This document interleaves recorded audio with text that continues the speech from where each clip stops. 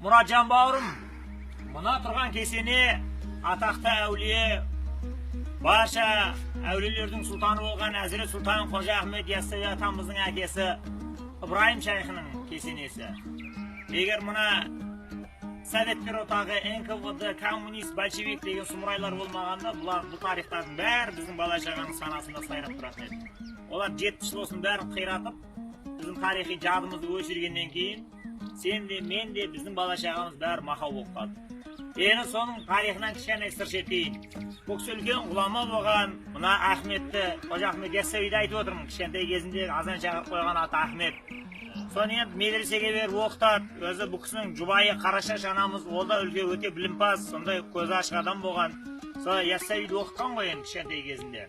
Сон бір күн дейді, енді 16-17 деген кезі Ахметтің үйіне келсе дейді, бұл кісі енді маңда арам тамақтықпен елдің үстінен күн көрмейді. Қазіргі молдалар сияқты ол садақа жинап жатпайды бұл кісілер.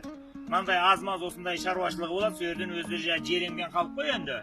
Онша-мұншасын өсіріп алады деген сияқты. Соның үйіне кірсе дейді, әкесі әбіржіп маңдай арам шөп жұлып жатыр екен. Соны енді Яссауи кіріп айтты дейді, ойпырмай арам шөп жердің өз баласы деген қаулап кетті ғой, көке деп айтты дейді.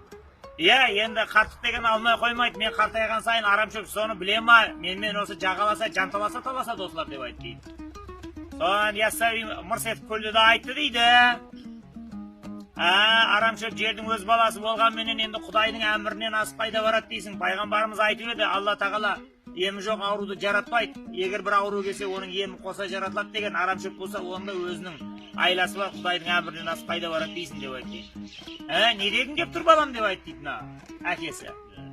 Қазір деп айтты. Содан бір Құраннан бір аяттарды, дұғаларды күбірлеп оқып тұрды Яссауи арам шөпке қарап шиф деп дем салды дейді.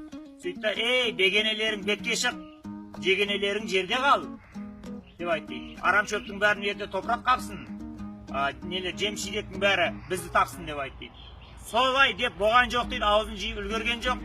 Арам шөптің бәрі сол заматта солып қалды дейді, жем-шидектің бәрі пәлекке толып қалды дейді.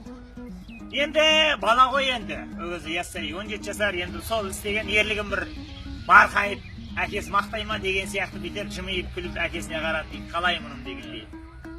Сонда Ибраһим шайх айтты дейді, ей балам, жасыңа шаққанда лайықта көнер, бірақ пайғамбарымыздың ұлық сүндеті бұл емес қой деп айтты. Сонда не дегіңіз келіп отыр әке деп айтты. Ей, ол арам шөпке әркімнің де әлі келеді. Кісінің көкірегіндегі арам ниетке кімнің халі келеді деп айтты. Пайғамбарымыздың сүндеті арам шөп жұлу емес деп айтты. Мына адамның көкірегіндегі қараңғы көңілдегі арам ойларды жұлып алу деп айтты. Сен қолыңнан келсе, мына халықтың, надан халықтың көкірегіндегі мына теріс ниетті солдыр, оң ниетін болдыр деп айтты. Сол кезде барып енді ұялып қалып дейді жаңағы Яссауи. Ата, сөзіңіздің жаны бар енді. Мен енді Қытайдан болса да ілім ізде деген, ары қарап іздене берсем, бұл ілімнің де түбіне жетермін деп айтты. Иә деп айтты. Сонда Ибраһим қартайған 90-ға келген шағы екен дейді. Ей, мен де сен сияқты жас кезінде мына төрткүл дүниені шарлағам, қартайғанда осы сайрамға туымыз тігіп, міне енді соңғы күндерімізді өткеріп жатырмыз. Мына ер азамат үйінде туады, түзе жүріп өледі деген, қатынның сорлысы деп айтты, ер қориды, еркектің сорлысы жер қориды деген.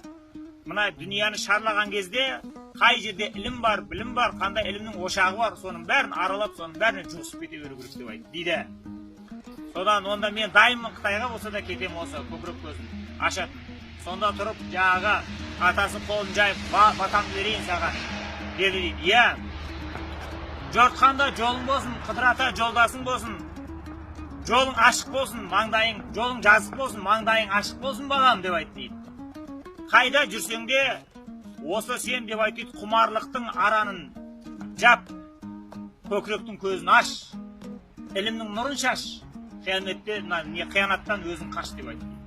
Содан тұрып та Аллаху Акбар, ал енді жолың болсын, енді сен арала еді деп айтты.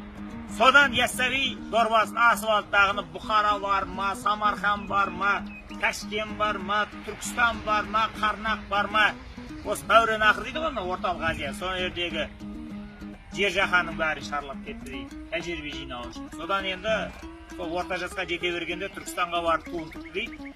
Әне содан бастап бүкіл осы Türk әлеміне Қожа Ахмет Яссауи атамыздың хикмет ілімі қараған деп айтады. Енді бұрынғыдан жеткен әңгіме сөйлейік. Бұл енді әңгіменің аңыздың анық қанығын бір Құдай өзі біледі, Мұратжан.